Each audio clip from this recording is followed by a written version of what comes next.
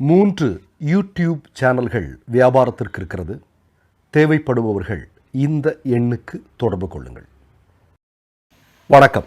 கூட்டணி அமைத்து ஒரு வாரம் கூட ஆகலை, ஆனால் பாஜக கூட்டணியில் விரிசல் விழ ஆரம்பித்திருக்கிறது. நேற்றைய தினம் நீங்கள் பார்த்தீங்கன்னா அதிமுகவினுடைய பொதுச் செயலாளராக இருக்கக்கூடிய எடப்பாடி பழனிசாமி ஊடகங்களுக்கு ஒரு செய்தியை சொல்கிறார். அது என்ன அப்படின்னு பார்த்தீங்கன்னா, அதிமுக பாஜக கூட்டணி ஆட்சி அமைக்கும் என்றுதான் அமித்ஷா சொல்லியிருக்கிறாரே ஒழிய கூட்டணி அரசு அமையும் என்று அவர் சொல்லவே இல்லை என்று சொல்லியிருக்கிறார். அமித்ஷா என்ன சொன்னார்? பாஜக அதிமுக ரெண்டு பேரும் சேர்ந்து தான் இங்கே ஆட்சி பொறுப்பில் இருக்கும். அது இப்போ ஒருவேளை பாஜகவினுடைய அண்ணாமலையே முதலமைச்சராக ஆகிறதுக்கான வாய்ப்பு உண்டு இல்லையா? இல்லை 2.5 வருஷம் நான் இருப்பேன், 2.5 வருஷம் நீ இருப்ப, இப்படின்னு எது வேணாலும் நடந்திருக்கலாம். இவங்களுக்குள்ள என்ன பேசியிருக்கிறாங்க, ரூமுக்குள்ளே பூட்டப்பட்ட ரூமுக்குள்ளே என்னெல்லாம் பேசி மிரட்டி இருக்கிறாங்க அப்படிங்கிறதனுடைய முழு விவரங்களும் நமக்கு தெரியாது. அது நீ எடப்பாடி பழனிசாமி ஒரு 90 வயசில் தன்னுடைய சுயசரிதை எழுதும்போது என்ன இப்படியெல்லாம் சங்கிகள் மிரட்டினாங்கன்னு வேணால் எழுதலாம், அன்னைக்கு நம்ம மக்கள் தெரிஞ்சுக்கலாம் இல்லையா? ஆனால் இன்றைக்கு ஏன் இவ்வளவு பதட்டத்தோட எடப்பாடி பழனிசாமி இல்லை கூட்டணி அரசுன்னு அவர் சொல்லவே இல்லை, கூட்டணி ஆட்சி அமைக்கும்னு சொல்கிறார் அப்படின்னா அதற்கு மிக முக்கியமான காரணம் இருக்குது. ஒரு 2-3 நாளைக்கு முன்னாடி ஊடகங்களில் வந்த ஒரு மிக முக்கியமான செய்தி, அதிமுகவினுடைய திருப்பூர் மாவட்ட குழுவினுடைய ஒரு கூட்டம். அந்த கூட்டத்தில் ஒருத்தர் கதறி அழுறாரு. எப்படி அழுறாரு? பாஜக கூட கூட்டணி வைக்கலைன்னா இந்த அதிமுக உடஞ்சி போயிருமுங்க, உடச்சிருவானுங்க, வேறு வழி இல்லாமல் தான் நாங்கள் இதெல்லாம் பண்ணுறோம் அப்படின்னு சொல்லிட்டு கதறி அழுது கொண்டிருந்த அதிமுகவினுடைய மிக முக்கியமான தலைவர். இதையெல்லாம் நம்ம தமிழ்நாட்டு மக்கள் பார்த்தார்கள் இல்லையா? அது மட்டுமா? நீங்கள் நல்லா கவனிச்சிங்க. இன்றைக்கு பதட்டத்தோடு எடப்பாடி பேசுகிறார் என்றால் அவருக்கு ஒரு அறிக்கை ஒன்று வந்திருக்கு. என்ன அறிக்கைனா, ஒன்று, இந்த கூட்டணிக்கு பிறகு அதிமுகவினுடைய 90% தலைவர்களுக்கும் இந்த கூட்டணியில் இருப்பதில் விருப்பமில்லை. பல பேர் மிகப்பெரிய புகைச்சலோடு இருக்கிறார்கள். எந்த நேரத்தில் என்ன வேண்டுமானாலும் நடக்கலாம். அதற்கு ஜெயக்குமாரனுடைய பேட்டியெல்லாம் பார்த்தீங்கன்னா உங்களுக்கு நல்லா தெரியும். இது மட்டுமில்லை, இன்னொரு செய்தி என்னென்னா, இந்த கூட்டணி வந்த அடுத்த நாளே பாஜகவினுடைய ஒரு மிக முக்கியமான தலைவர் என்ன சொல்கிறாரு? பாஜக அதிமுக கூட்டணி 186 இடங்களில் சட்டமன்ற தேர்தலில் வெற்றி பெறும் அப்படின்னு. தமிழ்நாடே விழுந்து விழுந்து சிரிச்சது இல்லையா? கொக்க பொக்கோன்னு சிரிச்சோம். நம்ம வாழ்நாள் இவ்வளோ பெரிய காமெடியை நம்ம தமிழ்நாட்டு மக்கள் பார்த்துருக்கவே மாட்டாங்க இல்லையா? ஆனால் என்ன உண்மையிலே நடந்திருக்கு அப்படின்னா, ஏன் இவ்வளோ பதட்டத்தோடு இவங்கெல்லாம் பேசுகிறாங்க அப்படின்னா, எடப்பாடி கையில் ஒரு ரிப்போர்ட் இருக்குது. இந்த கூட்டணி இந்த சட்டமன்ற தேர்தலில் போட்டியிட்டால் எந்த அளவிற்கு இடங்கள் கிடைக்கும். மொத்தமே என்ன சொல்லியிருக்கிறாங்கன்னா 35 இடங்கள் கூட கிடைக்காதுன்னு சொல்லியிருக்கிறாங்க. 234 இடங்களில் மொத்தமாகவே பாஜக அதிமுக கூட்டணிக்கு 35 இடங்களுக்கும் குறைவாகத்தான் கிடைக்கும் என்று சொல்லியிருக்கிறார்கள். அதாவது கடந்த தேர்தலை விட மிக குறைவான இடங்கள், குறைவான வாக்கு சதவீதம் தான் கிடைக்கும். அதில் என்னென்னா, கடந்த முறை ஏறத்தாழ 18% அதிமுகவுக்கு வாக்கு வங்கியிலிருந்து இருந்தது. அது இந்த முறை 12% மாறுவதற்கான வாய்ப்பு இருக்கிறது என்று எடப்பாடிக்கே செய்திகள் போயிருக்கிறது. இப்போ எடப்பாடி என்ன பண்ணுவார்? பதறாமல் என்ன பண்ணுவார்? கொஞ்சம் யோசிச்சு பாருங்கள். நீங்கள் அதிமுக பாஜக இப்போ அமித்ஷா எடப்பாடியும் சந்திக்கக்கூடிய நிகழ்வு அன்றைய தினத்தில் நீங்கள் 2 செய்திகள் வந்து கொண்டிருந்தது. அதில் மிக முக்கியமான செய்தி என்ன தெரியுமா?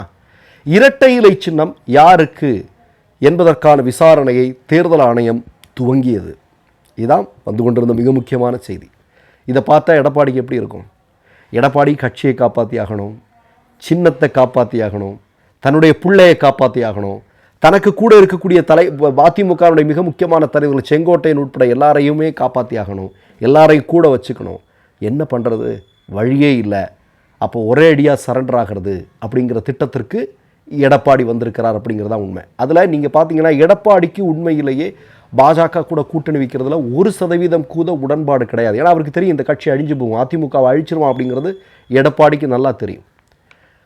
ஆனால் எடப்பாடி ஏன் ஒத்துக்கொண்டார்? இப்போ நீங்கள் பார்த்தீங்கன்னா எடப்பாடி 3 கார் மாறி அமித்ஷாவை போய் சந்திச்சிருக்கிறார். அமித்ஷாவை சந்திக்கிறது கூட அவர் ஒரு கௌரவமான விஷயமாக கருதல். அவர் அமித்ஷாவை போய் சந்தித்தோம்னா தமிழ்நாட்டில் இப்போ அதிமுகன்னு நம்ம மேலே சாணியை தூக்கி வீசினாலும் வீசிடுவானுங்க. அதனால் நம்ம தெரியாமல் போய் நம்ம பிள்ளைக்காக ஏதாவது பேசிட்டு தான் வரலாமா அப்படின்னு சொல்லி ஓடி ஒளிஞ்சு தான் அவர் போய் பார்த்துருக்கிறார். அதெல்லாம் நம்ம கண்கூடாக பார்த்த செய்திகள் தான். இதெல்லாமே நமக்கு நல்லா தெரியும். அந்த அளவிற்கு அவர் விரும்பவே இல்லை. அவருடைய சாய்ஸ் அப்படிங்கிறது தமிழக வெற்றி கழகம், விஜய் கூட கூட்டணி வைக்கிறது. அதுதான் மிக முக்கியம். துணை முதல்வர் போஸ்டிங் விஜய்க்கு கொடுக்கறது, முதல்வராக இவர் இருக்கிறது. இவங்க 2 பேரும் சேர்ந்து கூடுதலாக பாட்டாளி மக்கள் கட்சி இந்த மாதிரியான கட்சிகளை கூட இணைச்சிக்கிறது. இதுதான் இவருடைய திட்டமாக இருந்தது. ஆனால் அமித்ஷா டோட்டலாக எல்லாத்தையும் கலக்கிட்டார். கலக்கினதனுடைய காரணம் மடியில் கனம் இருக்கிறது. 2 குரூப்புமே அப்படி தான் இல்லையா? இனி இப்போ நீங்கள் ஒன்று பார்க்கணும், இன்றைக்கி அமித்ஷா மிரட்டிகிட்டு இருக்காரெல்லாம் பாருங்க. இப்போது விரைவில் வந்து இந்தியா கூட்டணி தலைமையில் ஆட்சி வந்துருச்சு வைங்க. அமித்ஷா ஏற்கனவே சிறையில் பொறி சாப்பிட்ட பழக்கம் இருக்குது அமித்ஷாவுக்கு. அமித்ஷாவும் மோடியும் சேர்ந்து பொறி சாப்பிட்டாலும் சாப்பிட்றதுக்கான வாய்ப்பு உண்டு. ஏன்னா அந்த அளவுக்கு தெறிக்க விடுவதற்கான எல்லா வேலைகளையும் இவர்கள் செய்து வைத்திருக்கிறார்கள். நீங்கள் டெய்லி நமக்கு நல்ல செய்திகளாக வந்துட்டுருக்கும். ஒவ்வொரு ஆர்எஸ்எஸ்னுடைய ஒவ்வொரு கூடாரமும் இடிந்து விழுந்து கொண்டிருக்கிறது அப்படிங்கிற செய்திகள் வரும். ஒவ்வொன்றாக அதிர்ச்சியில் இருக்குது. ஒவ்வொரு ஆர்எஸ் தலைவரும் தலைமுறைவாயிட்டான் அப்படிங்கிற செய்திகள் கூட வருவதற்கான வாய்ப்புகள் நிறையவே இருக்குது. அந்த அளவிற்கு மிகப்பெரிய அளவில் மடியில் கனத்தோடு அவர்கள் இருக்கிறார்கள். அந்த குரூப்பு தான் இந்த குரூப்பை பிடிச்சி நீ இங்கே இது பண்ணவா, இல்லை அது பண்ணவா, நான் இப்படி பண்ணவா, இல்லை இதை முடக்கிடுவேன், கட்சியே இருக்காது, நீ இப்படி பண்ணிடும் அப்படி பண்ணிடுவேன்னு சொன்னால் என்ன பண்ணுறது? அவர் என்ன எடப்பாடி என்ன எம்ஜிஆரா? எடப்பாடி என்ன ஜெயலலிதாவா? இல்லையா? நமக்கு நல்லா தெரியும் அவர்களெல்லாம் எவ்வளோ துணிச்சலோடு அந்த கட்சியை காப்பாற்றி கொண்டிருந்தார்கள், கட்சியினுடைய தலைமை பொறுப்பில் செயலாற்றி கொண்டிருந்தார்கள். எடப்பாடிக்கு அதை முடியுமா? எடப்பாடிக்கு என்ன அப்படின்னா இன்னும் இருக்கிற தங்களுடைய சொத்துக்களை காப்பாற்றணும், தன்னை காப்பாற்றிக்கணும், கூடவே அதிமுகவுடைய பொதுச் செயலாளராக இருக்கணும். இது இருந்தாலே போதும், ஆட்சி அதிகாரம் இல்லைன்னா கூட பரவாயில்ல அப்படிங்கிற எண்ணத்திற்கு அவர் ஒரு கட்டத்திற்கு வந்துட்டால் அதுக்கு காரணம் பாஜக கொடுத்த அழுத்தம் அப்படின்னு சொல்லப்படுகிறது இல்லையா? அது எல்லாருக்குமே தெரியும், சிறு குழந்தைகளுக்கு கூட தெரியும். ஆனால் அது இன்றைக்கி மிகப்பெரிய ஆபத்தில் போய் முடிஞ்சிருக்கு அப்படிங்கிறத எடப்பாடி புரிஞ்சிருக்கிறார். 35 இடங்கள் கூட பாஜக அதிமுக கூட்டணிக்கு கிடைக்காதுன்னு சொன்னால் என்ன பண்ணுறது? அந்த அளவிற்கு மக்கள் இந்த கூட்டணியை வெறுக்கிறார்கள். ஏன்னா ஏற்கனவே ஒரு ட்ராக் ரெக்கார்டு இருக்குது. இவங்க 2 பேரும் கூட்டணி வைத்து 42% வாக்கு வங்கி இருந்த அதிமுக 18% வந்ததா இல்லையா? ஒன்றுமில்லைங்க, இதெல்லாம் நம்ம சொல்கிறதெல்லாம் விட்டுருங்க. ஜெயக்குமார் என்ன சொன்னார்? இவன் மட்டும் பாஜக கூட மட்டும் நாங்கள் கூட்டணி வைக்கலைன்னா நான் எல்லாம் தோற்றுருப்பானுங்க அப்படின்னு மக்களை பார்த்து கேட்குறாரு. அந்த பகுதி மக்களை பார்த்து கேட்கிறார், செய்தியாளர்களை பார்த்து கேட்கிறார். இவனுங்க கூட எப்போ நான் கூட்டணி வச்சோனோ அப்போவே நாங்கள் அழிஞ்சிட்டோம். 25 வருஷமாக எங்களெல்லாம் எங்கள் தொகுதியில் யாரும் அசைச்சு கூட பார்க்க முடியல. அந்த அளவுக்கு வலுவாக இருந்த எங்களை இப்போ வந்து ஒன்றுமில்லாமல் பண்ணிட்டான் அப்படின்னா அதுக்கு மிக முக்கியமான காரணம் பாஜக கூட்டணி தான். அது பாஜக கூட கூட்டணி வைத்தது தான் அப்படிங்கிறத வெளிப்படையாக அவர் சொல்கிறாரா இல்லையா?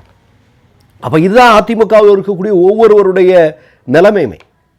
ஆனால் என்ன அப்படின்னா இன்றைக்கு கூட்டணி அரசு அமையும் அப்படின்னு அமித்ஷா சொன்னதில் 35 இடங்களுக்கும் குறைவாக போயிடும், அதிமுக வாக்கு வங்கி 12% ஆயிரும் அப்படிங்கிறது என்ன பண்ணுறதுன்னு தெரியாமல் இருக்கிறாங்க. அதனால தான் தடுமாறி பதட்டத்தோடு நேற்றைய தினம் அவர் ஊடகங்களுக்கு முன்னாடி சொல்கிறாரு, இல்லை பாஜகலாம் இங்கே ஆட்சியிலலாம் இருக்காது, நாங்கள் தான் ஆட்சி அமைப்போம், ஆனால் எங்கள் கூட்டணி ஆட்சியில் வரும்னு சொல்கிறாரு, மற்றபடி கூட்டணி அரசு அல்ல அப்படின்னு பதட்டத்தோடு சொன்ன எடப்பாடியை நம்ம பார்த்தோம். ஏன்னா எடப்பாடிக்கு தெரியும் இன்றைக்கி பாஜகவுடைய கூட்டணியில் இருந்த கட்சிகளுடைய நிலைமையெல்லாம் என்ன அப்படிங்கிறது. அது அவருக்கு முன்னாடி இருக்குது. மற்றொரு நிகழ்வில் சந்திப்போம். நன்றி, வணக்கம். மை நேம் இஸ் ரெட் சேனலை சப்ஸ்கிரைப் பண்ணிக்கோங்க. அதுக்கப்புறமா பக்கத்தில் இருக்கிற ஜாயின் பட்டனை கிளிக் பண்ணீங்கன்னா ஒரு நியூ பேஜ் ஒன்று ஓப்பன் ஆகும். அதுலேயும் ஜாயின் பட்டனே கிளிக் பண்ணிக்கோங்க. அதில் பார்த்தீங்கன்னா credit R debit card options இருக்குது. இதில் உங்களுக்கு விசா, மாஸ்டர் கார்டு, ரிப்பே அப்படின்னு 3 ஆப்ஷன்ஸ் கொடுத்துருக்காங்க. அதில் நீங்கள் எந்த கார்டு சூஸ் பண்ணுறீங்களோ அந்த கார்டோட நம்பர் என்டர் பண்ணிக்கோங்க. அப்புறமா கார்டோட வேலிடிட்டி மந்த் அண்ட் இயரை டைப் பண்ணிக்கோங்க. அடுத்தபடியாக உங்கள் கார்டோட பின்னால் CVC கோடுன்னு சொல்லிட்டு 3 நம்பர்ஸ் கொடுத்துருப்பாங்க. அந்த நம்பரை இதில் என்டர் பண்ணிக்கோங்க. அப்புறமா அட்ரஸ் அண்ட் இன்ஃபர்மேஷன் என்டர் பண்ணிட்டு பைங்கிற பட்டனை கிளிக் பண்ணிக்கோங்க. ஒருவேளை உங்க கார்டு நம்பர் இன்வாலிட்னு காமிச்சிச்சுன்னா உங்க கார்டில் இன்டர்நேஷனல் யூசேஜை எனேபிள் பண்ணுங்க.